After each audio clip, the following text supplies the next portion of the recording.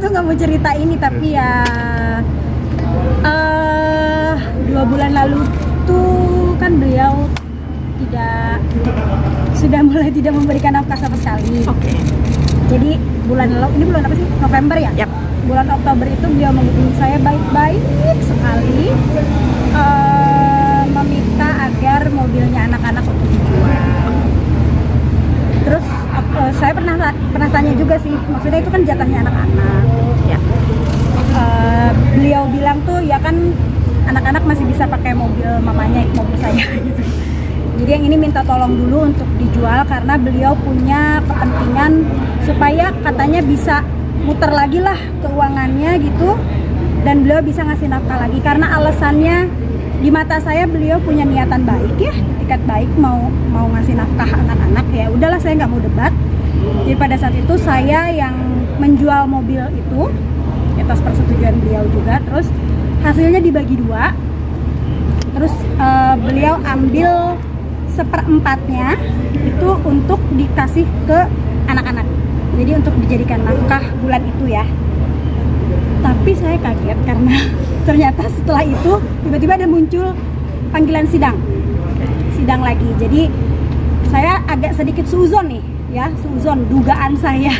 Jangan-jangan itu duit buat lanjut sidang lagi gitu, karena memang setelah itu ada dilanjut lagi gugatan hak asuh anak part 2. Nggak kelar-kelar ya Mawar? Nggak kelar, gue pusing dah.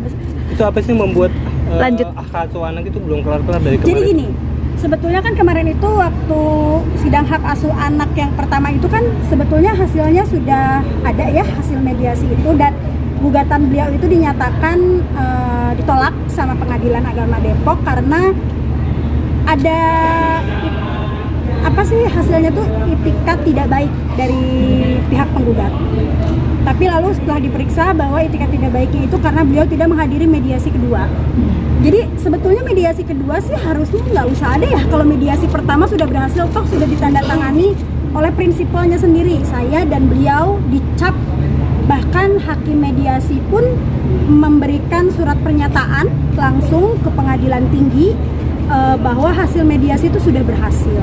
Di situ poin-poinnya pun sudah disepakati bersama, malahan saya tidak mencantumkan atau tidak menuntut gugatan sama sekali untuk nafkah. Ya kurang ngerti juga ya maunya apa, karena setelah dari situ pun tidak pernah ada saya menghalangi beliau untuk bertemu anak-anak. Setiap hari Jumat beliau jemput anak, hari Minggu dikembalikan ke saya karena kan sekolah domisilinya dengan saya. Saya nggak tahu apa yang dia mau dari gugatan hak asuh anak itu, karena sama sekali tidak ada rebut-rebutan, nggak ada ibarat kata berantem soal anak.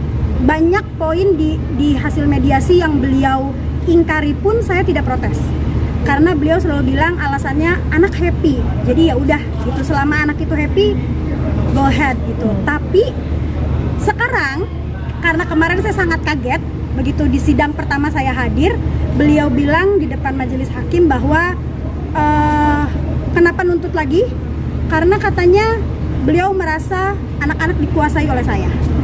Saya menghalang-halangi beliau.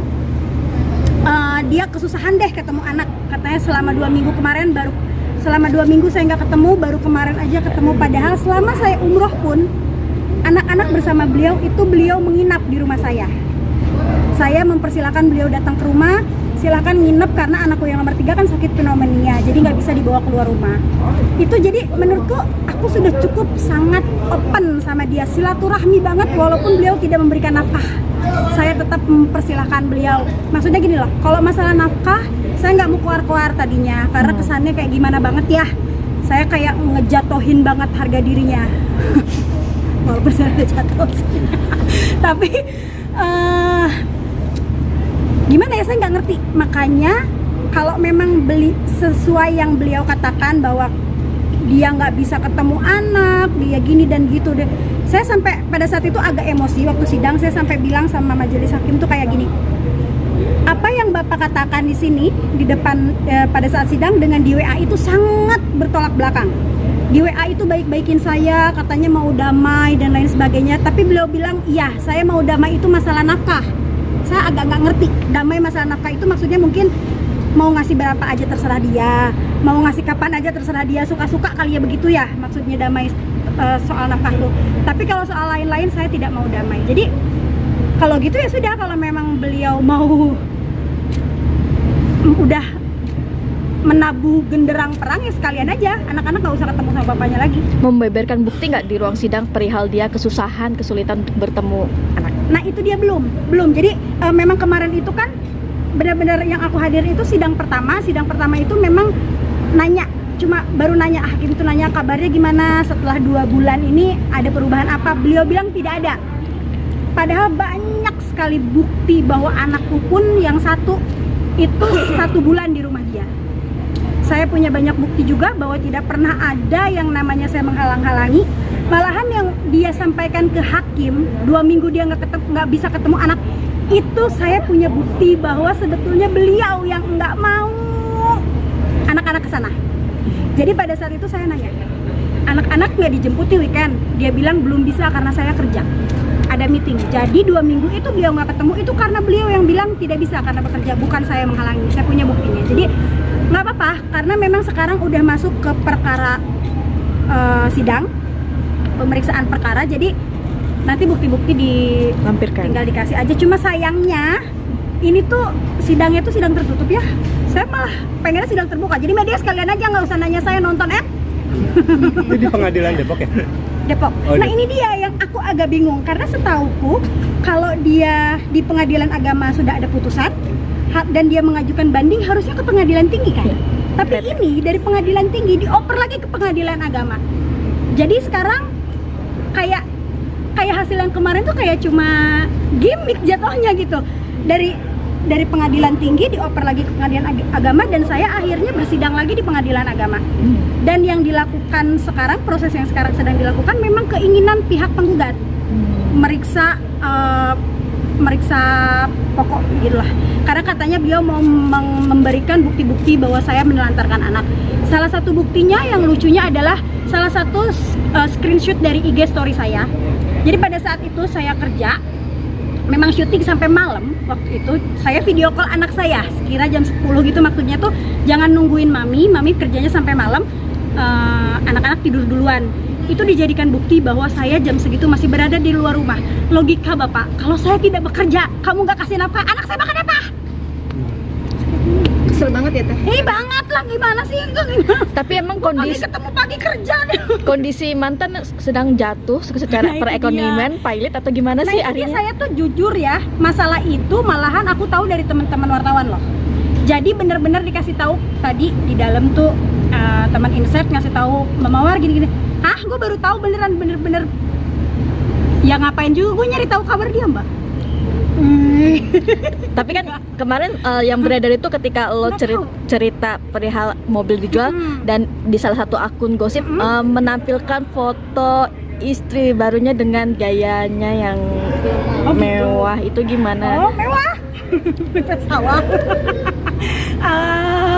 Aku nggak ngikutin, jujur aja kalau ditanya soal kabar dia, sebetulnya aku nggak ngikutin. Cuma kalau misalnya kayak selentingan akhirnya tahu ini, terus ditanya gimana komen saya sebetulnya, kalau saya boleh jujur, saya maunya sih beliau kondisi ekonominya baik-baik aja. Kenapa? Kalau kondisi beliau ekonominya bagus, tidak ada alasan untuk beliau tidak memberikan nafkah. Jadi kalau aku tuh nggak pernah loh ngedoain dia nggak punya duit atau apa. Ntar kalau beliau nggak punya duit, kan aku jadi sendirian. Gitu loh. Walaupun sebenarnya punya duit nggak punya duit, gue sendirian tetap. Mawar, semenjak gugatan ini ada, berarti akses mantan suami ke anak udah ditutup sama Mawar? Kalau ditutup banget enggak, karena anak-anak masih tetap WhatsApp, tetap ini. Jadi gini, yang lucunya habis sidang itu hari Selasa atau hari Rabu. Harusnya kan Jumat itu beliau nanya anak-anak dijemput atau enggak. Saya tunggu sampai Sabtu, nggak ada telepon, nggak ada apapun, nggak ada hilal sedikit pun untuk memberikan pernyataan bahwa anak-anak mau dijemput. Pokoknya minggu itu tidak ada. Udah blast tuh ya, weekend itu anak-anak sama saya. Minggu depannya kan saya kerja keluar kota, saya ke Bali, saya bawa semua anak-anak karena mereka juga yang minta untuk ke pantai. Udah dari liburan kemarin itu nggak sempat saya bawa kemana-mana, jadi karena ada pekerjaan di Bali, udah saya bopong semua anak-anak. Mungkin beliau tahu, tapi saya rasa beliau pasti tahu, nggak mungkin dia nggak tahu. Anehnya ketika saya berada di Bali baru dia nanya, anak-anak bisa dijemput hari Jumat. Saya nggak respon, saya cuma ngeliat, saya ketawa. Karena Mbak pun bilang, udah dikasih tahu kok Mami, kita lagi di Bali. Jadi buat saya seolah-olah WhatsApp hari itu kayak basa-basi aja kalau beliau menanyakan kabar anak gitu. Jadi ya gue di Bali, lu mau jemput kemana gitu. Jadi komunikasi sama Mbak gitu ya? Sama saya, kalau komunikasi sih aku tuh nggak pernah memutus silaturahmi dari dulu juga. Malahan kan yang susah dihubungi dulu beliau, sampai 2 bulan nggak ada kabarnya. Tapi anak-anak ada cerita apa sih saat dioper? Iya. Enggak sih, nah itu dia ya, karena kalau aku dari sisi aku sih nggak mau ngasih tahu ke anak-anak. Energi buruk itu kan nyampe ke anak-anak walaupun kita nggak ngomong ya. Makanya saya selalu ngomong ke papanya pun, ada buktinya, saya selalu chat bahwa kalau di depan anak-anak kenapa kita nggak pura-pura kita baik-baik aja. Sampai detik ini pun, sampai terakhir beliau ngejemput anak-anak ke rumah saya pun, beliau tidak pernah bisa menatap muka saya, nggak tahu kenapa. Jadi kalau ketemu nunduk mulu gitu, nggak pernah berani. Nggak. Sampai kemarin di sidang pun beliau tidak menatap muka saya. Ngeri kali ya? Takut CLBK kali? Iya. Enggak ya? Iya. Takut ini 3 bulan kemarin nggak dinafkahin, alasannya apa? Kalau yang nol banget sih 2 bulan lah. 2 bulan. Alasannya Ya karena keuangannya tidak baik katanya, sedang tidak baik. Hmm. Tapi aku nggak nanya gimana lagi, cuma ya udah gitu aja. Tapi jadi mengikasan nggak sih mau dinafkain, gak dinafkain? Sangat Mbak. Sebetulnya saya dari awal pun sebetulnya saya udah selalu ngomong bahwa masalah nafkah itu kalau bapaknya ada aja silahkan kasih. Kalau nggak ada, yang penting itu buat saya tuh kehadiran. Ya, kehadiran dia untuk anak-anak. Jangan skip gitu. Maksudnya gini loh, karena anak umur segitu itu kan masih short term memory ya. Short term memory itu kan bisa lupa. Kenapa saya bilang bisa lupa? Karena sejak waktu pernikahan beliau itu kan beliau sempat hilang tuh, nggak bisa dihubungi. Itu anak-anak tidak ada yang menanyakan bapaknya sama sekali. Yang saya ngeri itu justru anak-anak lupa sama bapaknya. Kalau saya ego, kalau saya mementingkan diri saya egois, saya malah seneng anak-anak lupa, kasarnya ya. Biar anak-anak sama saya aja. Tapi kan saya nggak mau anak-anak ngerasa kayak gue cuma punya ibu, nggak punya bapak seperti teman-temannya yang lain. Jadi saya selalu bilang ke anak-anak bahwa kalian masih anak papahnya kalian gitu. Cuma sekarang kondisinya rumahnya mami sama dedi kalian tuh udah pisah aja gitu. Jadi ada 2 rumah. Lebih ke gitu sih. Apa ya? Kalau intinya tuh gini loh. Kalau urusan saya dan beliau selesai, sudah selesai gitu. Apapun yang beliau kesalkan dari saya, tolong kalau mau gugat tuh ya jangan bawa anak. Kalau ada perbuatan tidak menyenangkan dari saya, silahkan gugat perbuatan tidak menyenangkan. Pencemaran nama baik silahkan. Selama ini kan saya tetap hadepin. Sebelum ada gugatan hak asuh anak, beliau juga sudah menuntut saya pencemaran nama baik, dan alhamdulillah sudah SP3 ya. Tidak ada delik hukum di situ, tidak ada delik pidananya, sudah dinyatakan SP3. Saya hadapi dengan sangat tegar. Saya datang ke Polres setiap hari pada saat itu. Tapi begitu sidang hak asuh anak ini, jujur ini sangat mukul mentalku, karena gini loh, apa yang mesti diributin dari anak? Nggak ada gitu. Kalau memang beliau ada dendam pribadi kepada saya, serang saya